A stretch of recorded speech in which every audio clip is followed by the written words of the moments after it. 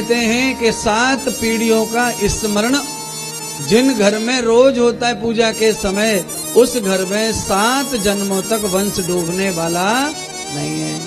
पूजा के समय रोज 7 पीढ़ियों का स्मरण होना चाहिए। पूजा के समय पंडित जी पूजा करते हैं तो स्मरण करते हैं कि नहीं? क्या करते हैं? अपना नाम बोलो, अपने पिता का नाम बोलो, लुगाई को कहते हैं कि अपने पति का नाम बोलो और गोत्र बोलो। यहाँ तक पंडित जी बुलवाता है, पर पंडित जी को भी 7 पीढ़ियों का बुलवाने का विधान भागवत में लिखा हुआ है। राजा बलि के यहाँ पर वामन भगवान गए थे, संकल्प हुआ दान दक्षिणा का, तो उन्होंने दान दक्षिणा के लिए शुक्राचार्य ने जब संकल्प नहीं पढ़ा तो वामन भगवान स्वयं संकल्प पढ़ने लगे, तो उन्होंने 7 पीढ़ी का नाम उच्चारण करवाया जजमान से, तब जाकर के राजा बलि का भला हुआ, दान दक्षिणा पूरी हुई। पिता का नाम और गोत्र का नाम तो सब पंडित जी बुलवा ही देते हैं, पर विष्णु जैसा पंडित जी कोई हो, नारायण जैसा है, नारायण जैसा ही माना है ब्राह्मण को। वैसे तो ब्राह्मणम विष्णु प्रिय, ब्राह्मण विष्णु प्रिय, विष्णु को प्रिय ब्राह्मण है, इसलिए ब्राह्मण विष्णु के बराबर का है। इसीलिए ब्राह्मण विष्णु जैसा है तो उनको भी 7 पीढ़ी का चिंतन होना चाहिए संकल्प में, पूजा पाठ में। हम अगर भगवान को भजते हैं तो हमारा भी 7 जन्म का संकल्प होना, स्मरण होना। 7 दादा परदादाओं का रोज कोई नाम लेता है पूजा में, उस घर में सबसे बड़ी बात यह वंश नहीं डूबता, कोई अकाल नहीं मरता, धन की कमी नहीं रहती, पीढ़ी दर पीढ़ी विकास होता है, पर विनाश कभी होता। विनाश कब होता है? खाए पिए और भूल गए बब्बा को, खाए पिए भूल गए मम्मा को, खाए पिए भूल गए चच्चा को। ऐसे निकम्मों का कैसे विनाश नहीं होगा? बोलो। माँ को भूल जाते हैं, दादा की तो बात छोड़ो महाराज, पिताजी को भी भूल गए। खाली मतलब की दुनिया है, मतलब की सभी आ रही है, मतलब की रिश्तेदारी है, मतलब की औलाद है, मतलब के सब है महाराज। सब मतलब निकला के भूलने में तनक भी देर नहीं करता ये संसार। शांतनु महाराज ने घोड़े पर चलते चलते जंगल में क्या देखा? तो एक अति सुंदर महिला खड़ी है जंगल में, अति सुंदर। उस सुंदर महिला को देखकर राजा शांतनु के मन में ये विचार उठ रहा है कि ये अप्सरा है कि देवांगना है, गंधर्वा है कि किन्नरा है, कि यहूती है कि बसु है कि कृतिका है कि श्रुति है। अब वो जान नहीं पा रहे कि ये कौन हो सकती है, इतनी सुंदर महिला जगत में है। तो उन्होंने और कुछ देखा नहीं था सिवाय मनुष्य के। वो जानते भी नहीं थे कि रानियां, देवताओं की पत्नियां ऐसी होती होंगी, खाली सुना था कथाओं में। बस वही सोच रहे थे कि कौन समाज है, ये कौन हो सकती है इतनी सुंदर। पर राजा का मन नहीं माना तो राजा ने पूछ लिया, हे देवी, मैं ये जानना चाहता हूं कि आप कौन हैं? देवी हैं, देव कन्या हैं, गंधर्व कन्या हैं, किन्नर कन्या हैं, यक्ष कन्या हैं, कि आप कौन हैं? देवी कुछ नहीं बोली। तो कहा, आप क्यों पूछ रहे हैं, आपको क्या चाहिए? तो महाराज शांतनु ने कहा कि मुझे आपकी सुंदरता इतनी प्रिय लग गई है कि मैं आपके चरणों में प्रार्थना कर रहा हूं कि आप मेरी पत्नी बन जाइए। मैं आपको पत्नी स्वीकार कर रहा हूं, कृपा करके आप मेरी पत्नी बन जाएंगी तो मेरा जीवन उद्धार हो जाएगा, मेरा जीवन धन्य हो जाएगा।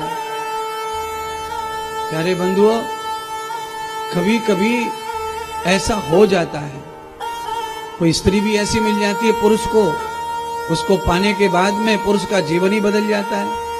कभी कभी स्त्री के जीवन में कोई ऐसा पुरुष आ जाता है कि स्त्री का ही जीवन धन्य हो जाता है। और कभी कभी स्त्री भी ये प्रार्थना कर लेती है कोई कोई महापुरुष से, आप मुझे इस रूप में मिले तो हम तो धन्य हो जाएंगे। ऐसे ही राजा शांतनु ने माता सुंदरी से ये बात कही। सुंदरी कौन है बताया नहीं, सुंदरी ने कौन है। राजा की बात को कहा कि आप भी कोई कम नहीं, आप भी महान लग रहे हैं, आप वीर योद्धा लग रहे हैं, आप बड़े तेजस्वी बलवान लग रहे हैं, आपके कंधे और हाथों की ढाल से लगता है कि आप महान क्षत्रिय हैं, इसलिए राजन आपकी इच्छा मैं पूरी कर दूंगी, पर मेरी कुछ शर्तें हैं। क्या शर्तें? तो कहा मेरी शर्त यह है कि मैं आपकी पत्नी बनने को तैयार हूं, पर पत्नी बनने के बाद मेरे ऊपर आपका अधिकार नहीं रहेगा, ये स्वीकार करो। मैं न कहूंगी हां तो हां, ना कहूं तो ना। मेरे निजी जीवन में, निजी फैसलों में आप कभी अड़ंगा नहीं डालोगे तो मैं आपको प्रतिवर्ण करती हूं, अन्यथा मैं नहीं आपको स्वीकार करती हूं। और आपने जिस दिन भी मेरा ये नियम तोड़ा उसी दिन मैं आपको छोड़ दूंगी। राजा इतने ज्यादा आकर्षण में फंस गए थे, महाराज शांतनु ने सारी बातें उस सुंदरी की मान ली और बात मान करके उनके साथ में विवाह कर लिया। सुंदरी राजा शांतनु को प्राप्त हो गई। समय आया और समय आने पर सुंदरी के गर्भ ठहर गया। गर्भ ठहरा तो सुंदरी ने पहला गर्भ पैदा किया और पैदा करने के बाद में मां ने क्या किया कि उसे उठाकर टोकनी में रख के बहा दिया, फेंक दिया। पहला बसु पैदा हुआ, 8 बसुएं, 8 बसु में से 7 बसुओं को मार डाला, 7 बसुओं को मार दिया। शांतनु बड़े दुखी हुए। राजा शांतनु ने निश्चय किया कि अपने वंश को बचाने के लिए कोई प्रयोजन करना चाहिए, अन्यथा ये महिला मेरे सुख के लिए पत्नी तो बन गई पर इससे मेरे वंश की वृद्धि तो हो नहीं रही है, और जब तक ये महिला है तब तक मैं दूसरा विवाह कर नहीं सकता, तो मेरे वंश का नियोजन कैसे होगा। मैं तो संकल्प में बना हूं, व्रत में बना हूं, इसकी शर्त में बना हूं, वचन तोड़ दिया तो ये छोड़ के चली जाएगी, क्या करें।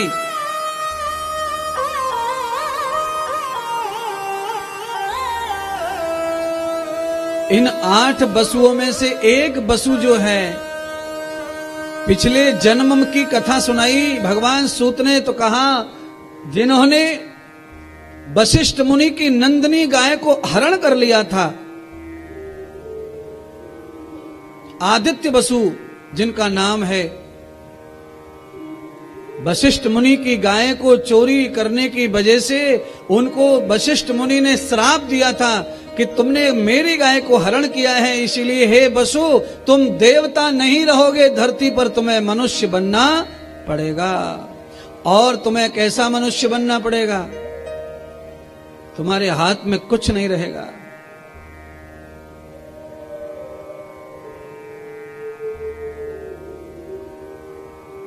वशिष्ठ के श्राप से आदित्य बसु को 8वें गर्भ के रूप में माता के गर्भ से अवतार हुआ, जन्म हुआ। इस 8वें बालक को भी माता मारना चाह रही थी, शांतनु ने चरण पकड़ लिए, हे देवी मेरे वंश के लिए एक आखिरी बच्चा है, इसे मत मारो। देवी ने कहा नहीं मारूंगी, पर मेरा वचन याद है ना, तुम मेरी बात नहीं मानोगे उसी दिन मैं तुम्हें छोड़ दूंगी, वो वचन बात मालूम है ना। शांतनु को वचन याद आया तो शांतनु मूर्छित हो गए, परेशान हो गए। अंत में गंगा ने कहा कि लो मैं तुम्हारे पुत्र को नहीं मारती हूं, अपने पुत्र को स्वीकार करो, पर जहां मैं तुम्हें प्राप्त हुई थी वहां इस पुत्र को ले जा रही हूं, और जब ये बालक बड़ा हो जाएगा उसी समय से छोड़ करके मैं लापता हो जाऊंगी, बह जाऊंगी, चली जाऊंगी। शांतनु महाराज आ गए महल में और आकर के पड़ गए दुख में, खटपाटी लेकर। भागीरथी चली गई बालक को लेकर, जहां पर पहली बार प्राप्त हुई थी राजा शांतनु को, बालक को लेकर वहीं रही, और 4 वर्ष का बालक जैसे ही हो गया, शांतनु जी को ध्यान आया कि मेरा बालक जीवित है, पर वो महिला कहां मिलेगी, तो उसने वचन दिया था जहां मैं पहली बार मिली थी वहीं मिलूंगी। आज राजा शांतनु घोड़े पर गए और जाकर के उस सुंदरी महिला के पास में ही 4 साल का सुंदर कुमार बालक खड़ा था। शांतनु को बालक दे दिया। जो राज विवाह के समय नहीं खोला था देवी ने, आज वो राज खोला। कहा, देखो महाराज शांतनु, आपने भी ईमानदारी से वचन का पालन किया। मैंने जो भी शर्त रखी आपने पाली मानी। आज आप अलग हो जाएंगे, मैं अलग हो जाऊंगी और ये पुत्र आपका होगा। पर हे महाराज शांतनु, मैं ये वचन देती हूं कि ये मेरा जो पुत्र है, इसके जैसा ब्रह्मचारी योगी बलवान दुनिया में कोई दूसरा प्राणी पैदा नहीं होगा। ये आप स्वीकार करो, आपका नाम रोशन करेगा।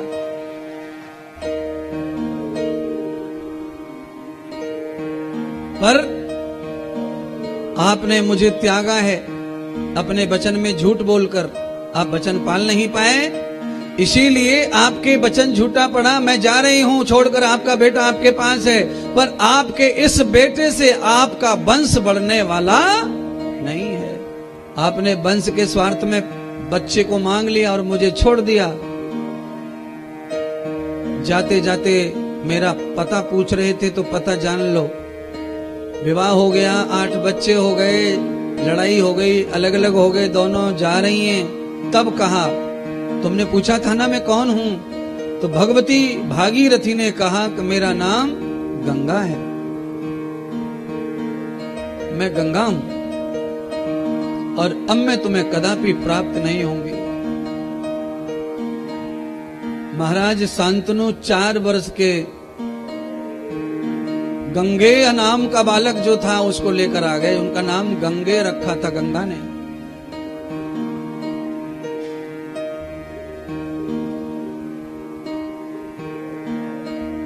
पिता के पास में बालक को पालने की बड़ी तकलीफ होती है, मां तो पाल ले जाती है। राजा शांतनु को पिता की जगह मां की जरूरत थी, पर वो चली गई। गंगेय देवव्रत द्वैपायन भीष्म,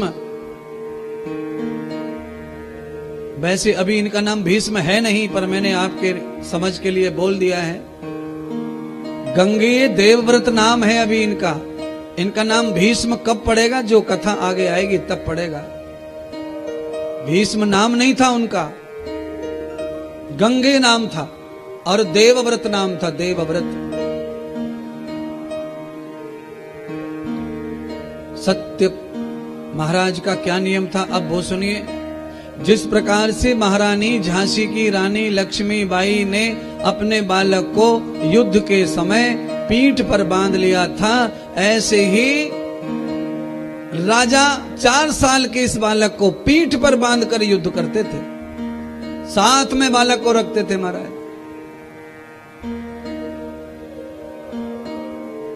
महाराज शांतनु आज अपने बच्चे को पीठ पर बांधकर घोड़े पर निकले, यात्रा करने के लिए लंबे मार्ग में यात्रा करने चले गए। उस यात्रा में जाते जाते उन्होंने यमुना के किनारे अपना घोड़ा रोका। यमुना के किनारे नाव चलाने वाले केवट की पुत्री, जिसका नाम मत्स्यगंधा भी है और सत्यवती भी है। सत्यवती को देखा, केवट की पुत्री तो थी पर बड़ी सुंदर थी, पर मत्स्यगंधा त्वया पुरुषम, यमुना के किनारे नाव चलाने का काम करती थी, वही उनका जीवन उपार्जन था। तो मछली की गंध शरीर में थी।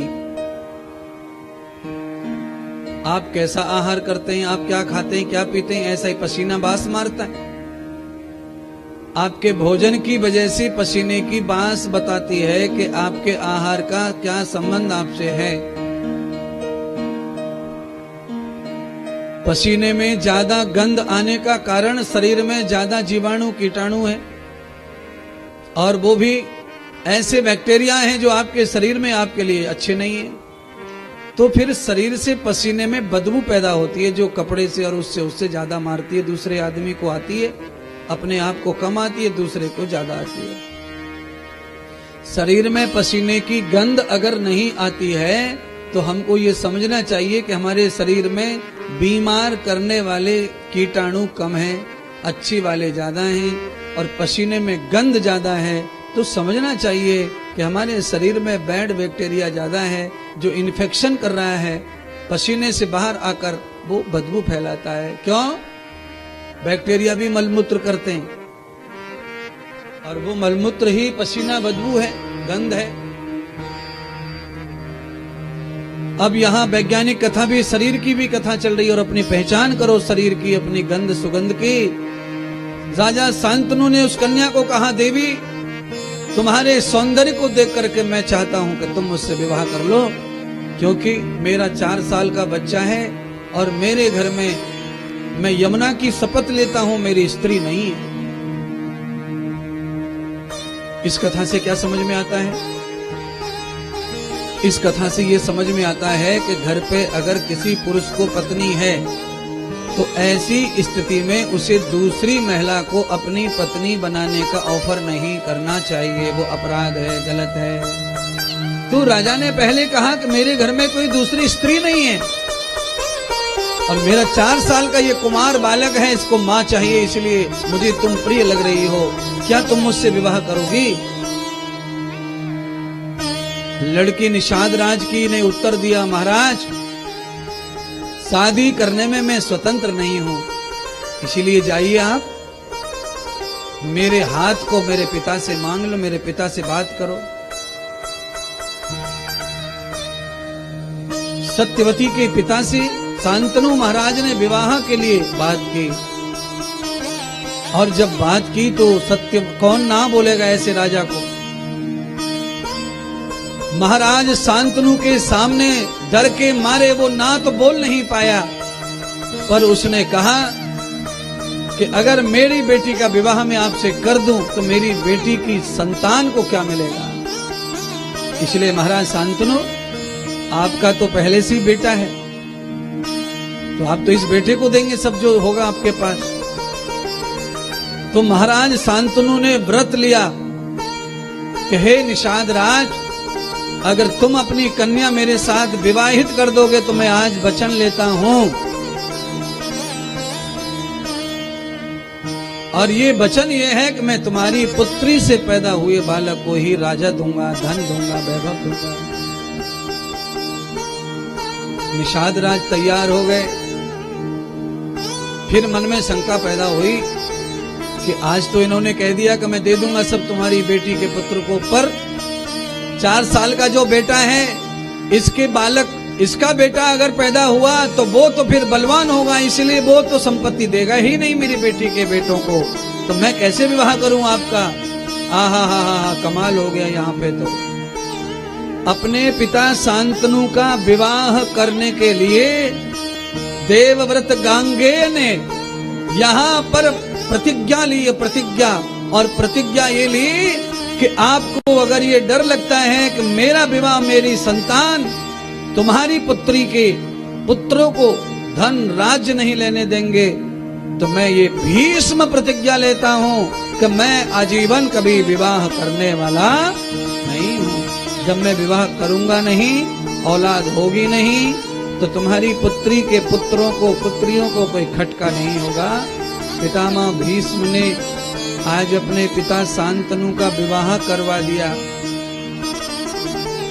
और विवाह होने के बाद में महाराज शांतनु और सत्यवती के संयोग से आप जानते हैं व्यास जी का अवतार हुआ। बोलो श्री व्यास भगवान की जय हो। व्यास जी का अवतार हुआ है महाराज, और फिर व्यास जी ने अपने जीवन की कथा सुनाई जन्मेजय राजा को। हे पुत्र, मेरा जन्म कैसे हुआ, ऐसे हुआ। ये 4थी पीढ़ी की कथा सुना रहे हैं। एक पीढ़ी परीक्षित, दूसरा अभिमन्यु, अर्जुन और पांडु, 5वीं पितामह भीष्म है, और ये हैं व्यास जी महाराज।